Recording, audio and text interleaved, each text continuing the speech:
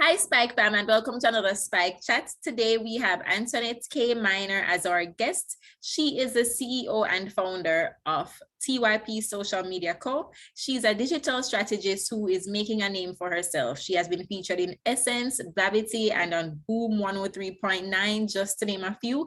I encourage you to follow her online so you can get a lot of tips regarding your marketing, and I'm sure you will meet her Chief Art Officer, Macy.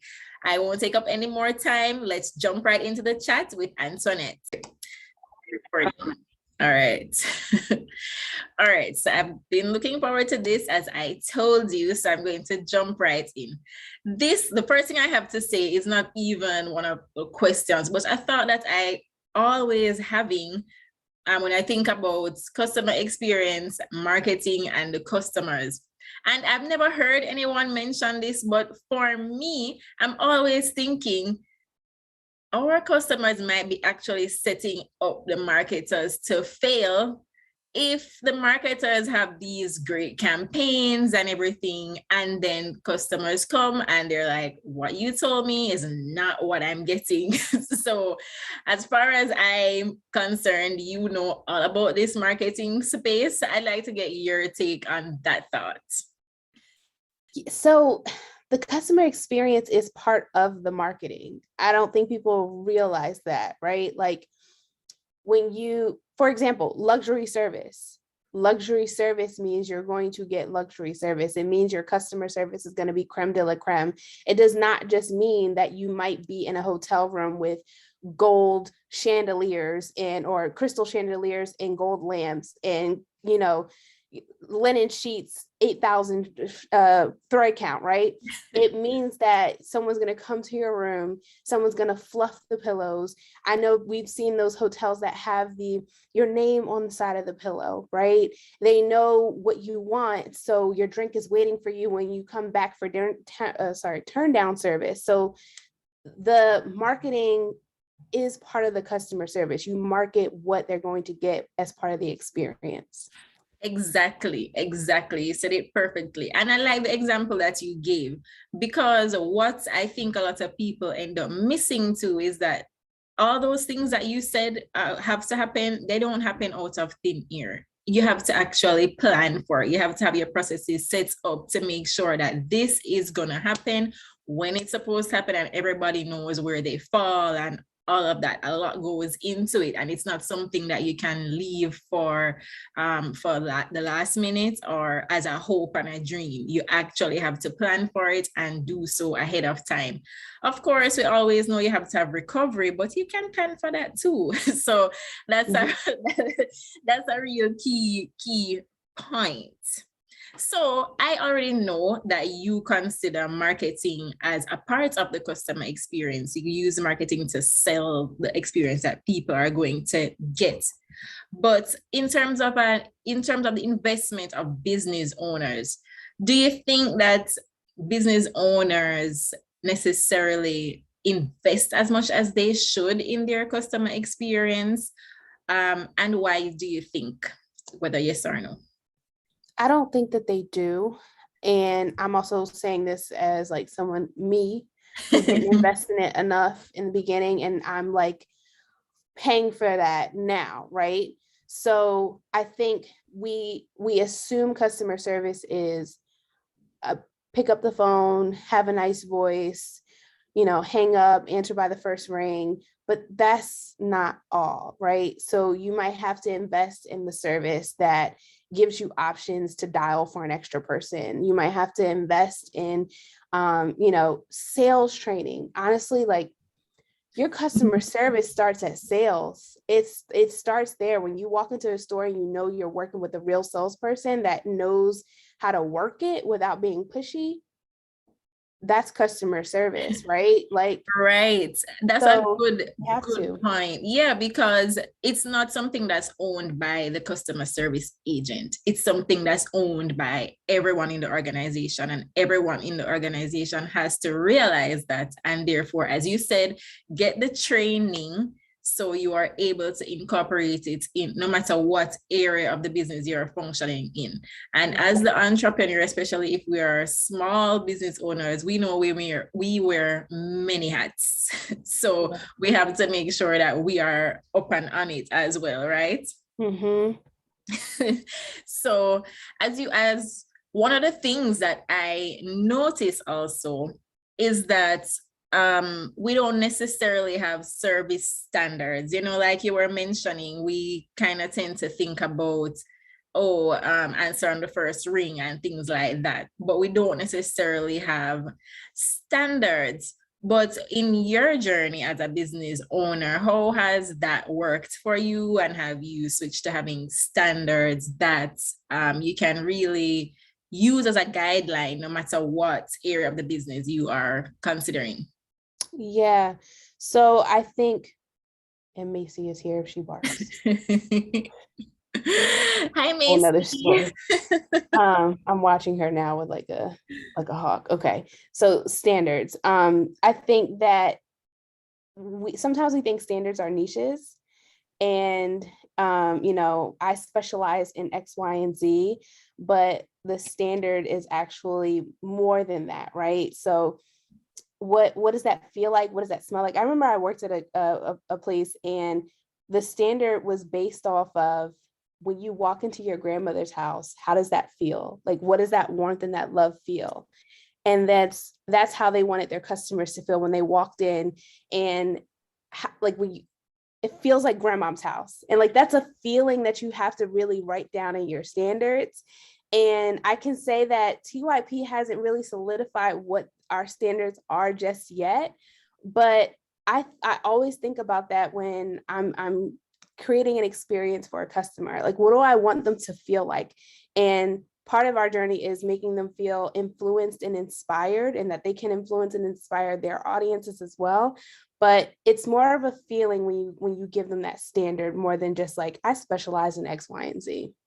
Quite right, quite right. I remember when I was working with Lady Boss. I was working with Jim Dandy to do my logo. And that's one of the first things she actually asked. She's like, describe your business. And she asked me to describe the business as a person. So, right then I got, and she wanted to know the personality and all of that. And that really reflected in the service standards, because I was thinking, I want people to feel like they can trust us. I want them to know that we are confidential in our service. I want them to know that we are edgy and fresh, and so a mix of all of that. And I think a lot of entrepreneurs skip that step. So it's something good to think about, and think about how you, as you're saying, how you want your customers to feel, no matter what level of interaction, no matter what area of interaction. So that's a good one. And I hope all our viewers are taking notes so that they can go ahead and think about that and get it on paper, so that no matter what business decisions they have to make, they know that these things need to be something that's standard throughout their company. So that's great.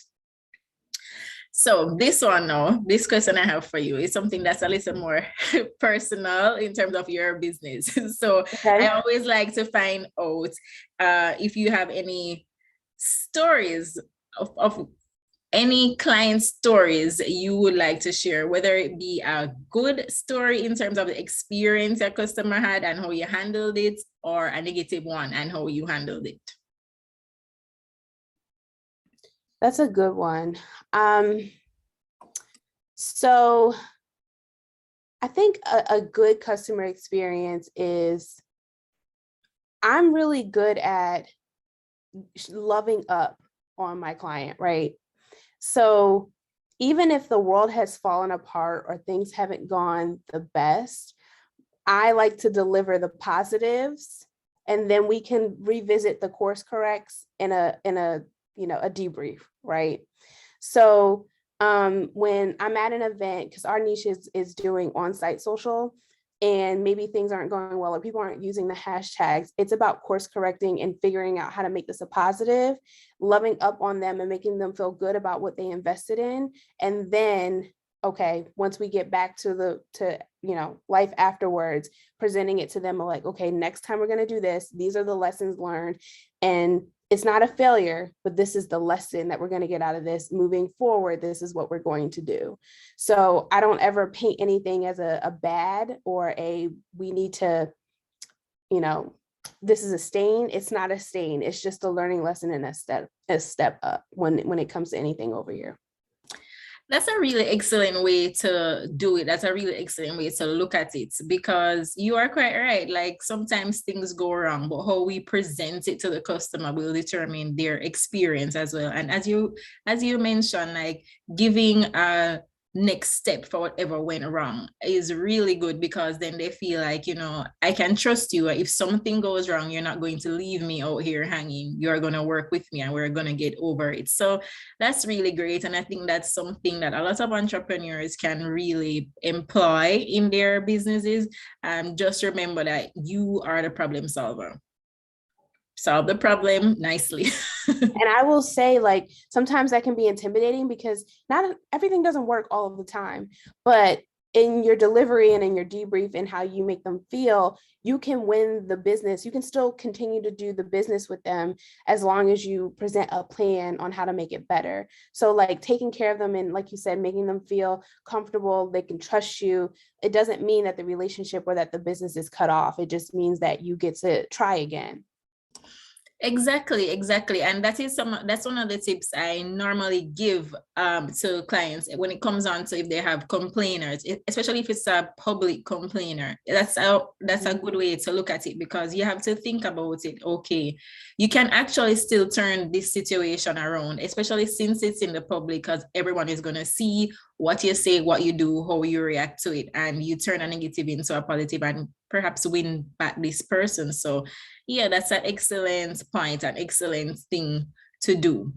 Now, as business owners, I know that both of us know that things don't always go right, and we don't always have the good fortune to get customers who are level-headed and easy to deal with, because we're all human beings. We're all human beings, right?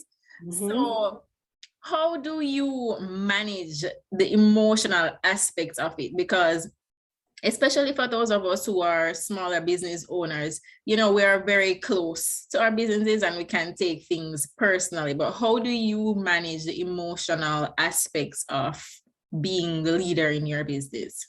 Yeah. So this sounds so cliche, but number one, get a therapist, like seriously, and not because you can just talk things out with a therapist. I always say that as an entrepreneur, you experience really high highs and really low lows, and sometimes they can happen in the same 24 hours, and sometimes they can happen within the same week or within the same month. You can land your biggest deal on the 1st of the month and lose 5 clients on the 31st of the month. So that's really hard to navigate all of those feelings by yourself without real tools to do so. So especially early on, I was working with the therapist to just figure out ways to de-stress and to, go from the high highs and the low lows and meet somewhere in the middle. So I would, number one, recommend that. Number two, I think you have to just put your business aside and say, okay, this is my business, this is me. And while I may represent my business and my business is fruitful because I do X, Y, and Z, that things don't always work out in your favor for a reason. And it's no other reason that it just wasn't your time, or it worked out because it's your time. And I always tell people, like, especially when they're asking me, well, how did you do this?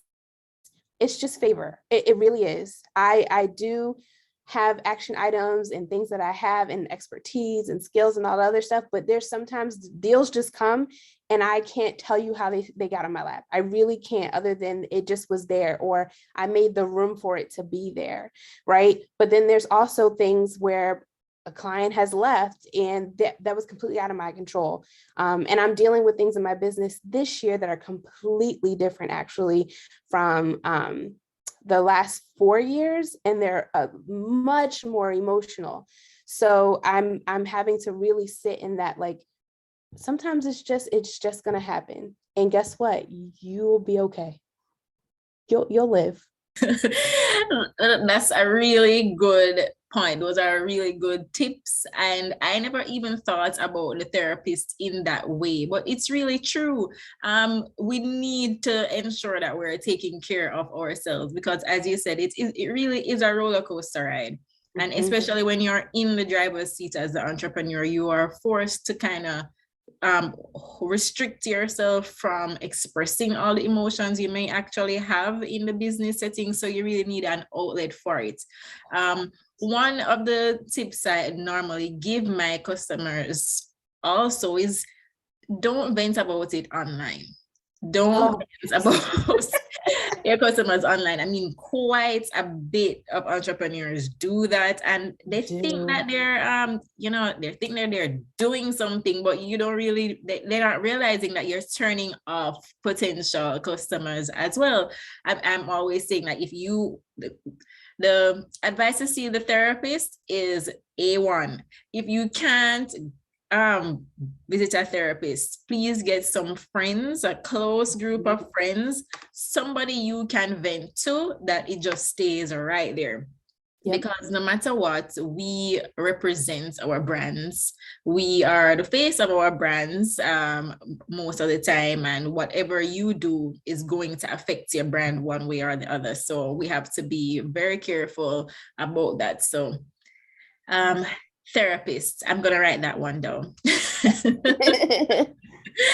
Yes. Oh, another thing, we have an animated mini course about emotional balance that I recommend. It's one of our very short courses. We have a handout as well, and we talk about having a quick fix and a quick fix and another fix that you can do, something you do daily and something you do in the moment if you are really getting riled up. So I recommend that for anyone who needs a quick step up in that area.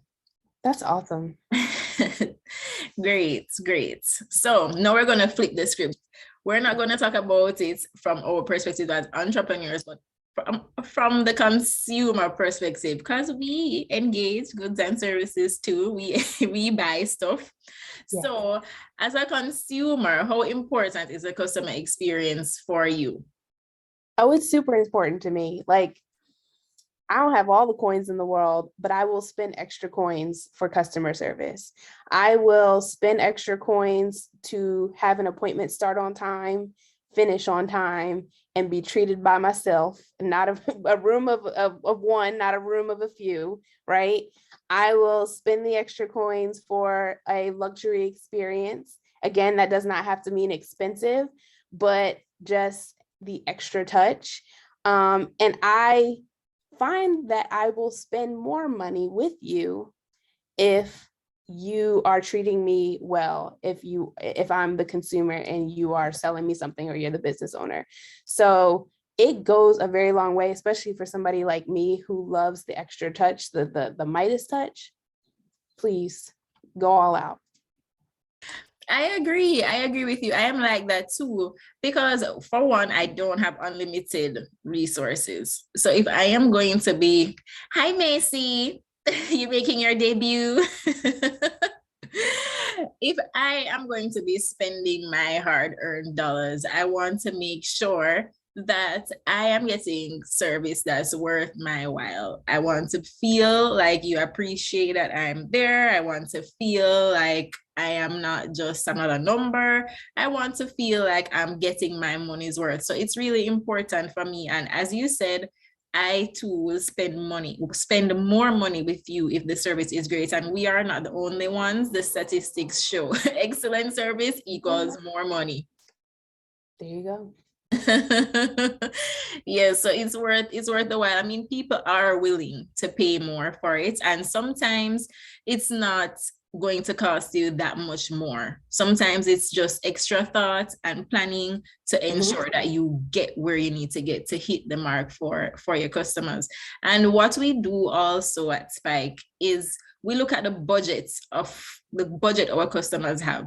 Yes, you may not be able to do everything all at once, but do what's within your budget. And then when you are reaping the money, cash money rewards based on that, you go an extra step and improve your service along the way. So it's something that you have to continue investing in. And as your business grows and shifts and changes based on whatever is going on, you will have to change your service strategy, your service needs. I mean, if you have 10 customers, you can't do the exact same thing when you have 50 customers.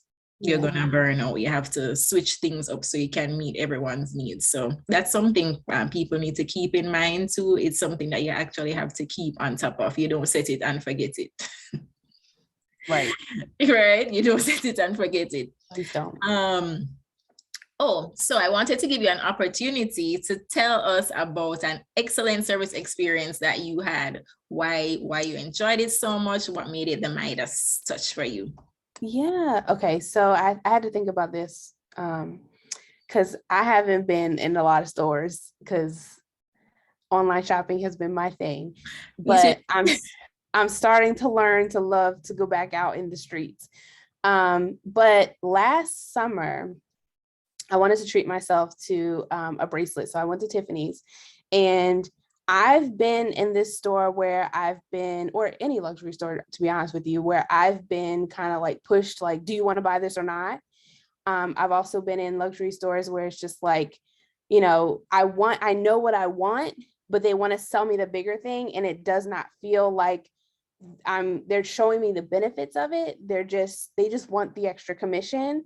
I've been in a situation, even in car dealerships, like, no, you don't want that one. You want this one.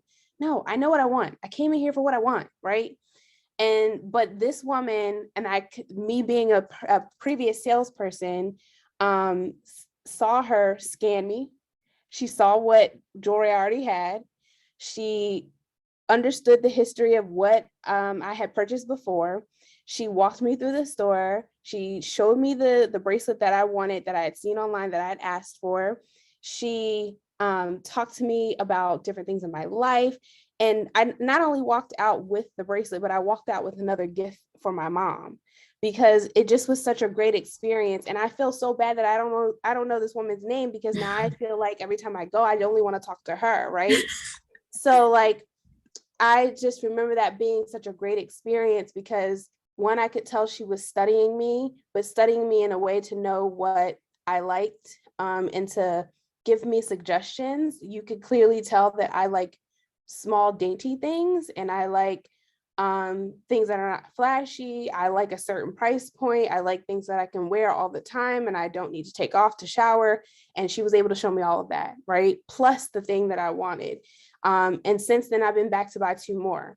So that was the one that stuck out to me the most, because it just felt like the experience is, I love this word, curated, even though she had just met me right then and there. And she paid attention to you. She did. Yeah, she paid it. And I'm sure that's not something she did just on a whim. She knew that that's what she needed to do. And even though that's the case, you felt great about the experience and you felt like it was personalized for you. So that's excellent. Yeah. She even went in the register, not the register, my account, and came back and was like, I noticed you haven't had your jewelry cleaned in a while. Do you want to bring it in? Like, who would have thought of that? Right. She went the extra mile. She went the extra mile. That's excellent. That's excellent. So before we go, I want to give you the opportunity to let us know all that you have going on or coming up. I know you're always working on great things. If you guys don't follow Antoinette online, you need to follow her. I love the reels every day. You get to catch up with Macy, her puppy, every day. It's great. And coffee. And yes. Coffee. I don't drink coffee, but I'm totally into all the coffee stuff and the tumblers. So you need to follow Antoinette online. You can share your handles and everything, anything you have coming up. Yeah, absolutely. Thank you. So the firm or the agency is TYP Social Media Co., and we help small businesses with marketing their services or their mission, vision, values, goals online through social media. So your Twitter, Facebook, Instagram. And like I said before, we try to help them influence and inspire their audiences. So if you are in need of that help, you can visit us at typsocialmediaco.com. But I think the more interesting thing, or the thing that you were talking about that might be more fun, is to just follow me on Instagram. That's where I play around. That's where I learn and share tips about social media. So if you just want to pick up a couple of things that you can do yourself, follow me there at antoinettekminor. You can visit my website as well at antoinettekminor.com. I have a monthly newsletter where I give a freebie out every month on marketing things. And right now I'm into Twitter. So follow me on Twitter and let's be Twitter friends, Antoinette_TYP. And like I said, I'm not the kind of person that will sell you a course or anything like that. I just want to walk through the journey with you. So join me online. Let's learn through this together, get these gems. My chief bark officer, she's there. And we, like you said, we drink coffee every day. And promote coffee heavily. I should really be getting a check for that. Yes, she does. You need to follow her, and trust me, you need to sign up for the monthly newsletters. Very helpful, very helpful, very helpful. Okay. Thanks, Antoinette, for sharing your time with us today, and we will catch up with you another time. Thank you. Thanks for having me.